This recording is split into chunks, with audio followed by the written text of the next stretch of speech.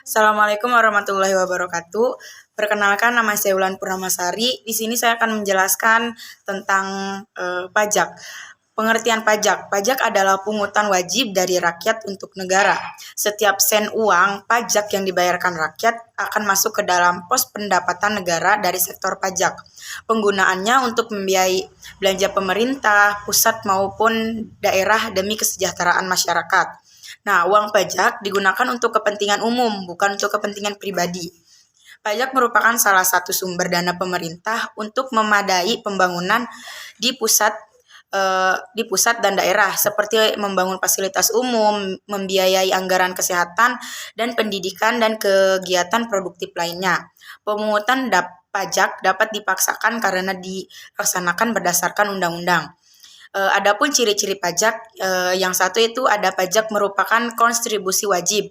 Warga negara artinya setiap orang memiliki kewajiban untuk membayar pajak. Namun hal tersebut hanya berlaku untuk warga negara yang sudah memenuhi syarat subjektif dan syarat objektif, yaitu warga negara yang memiliki penghasilan melebihi penghasilan tidak kena pajak. Yang kedua yaitu ada pajak bersifat memaksa untuk setiap warga negara. Jika seseorang sudah memenuhi syarat subjektif dan objektif, maka wajib untuk membayar pajak.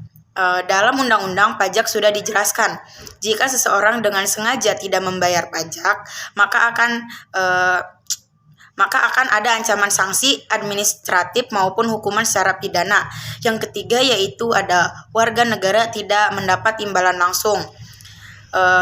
Pajak berbeda dengan retribusi. Contohnya retribusi, ketika mendapat manfaat parkir maka harus membayar sejumlah uang, yaitu retribusi parkir. Namun pajak tidak seperti itu. Pajak merupakan salah satu sarana pemerataan pendapatan warga negara. Nah, yang keempat ada berdasarkan undang-undang, artinya pajak diatur dalam undang-undang negara.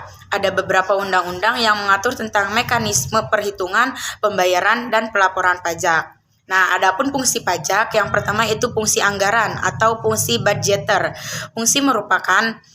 Pajak merupakan sumber pemasukan keuangan, dana atau uang dari wajib pajak ke kas negara untuk membiayai pembangunan nasional atau pengeluaran negara lainnya. Nah, yang kedua itu ada fungsi mengatur atau fungsi regulasi.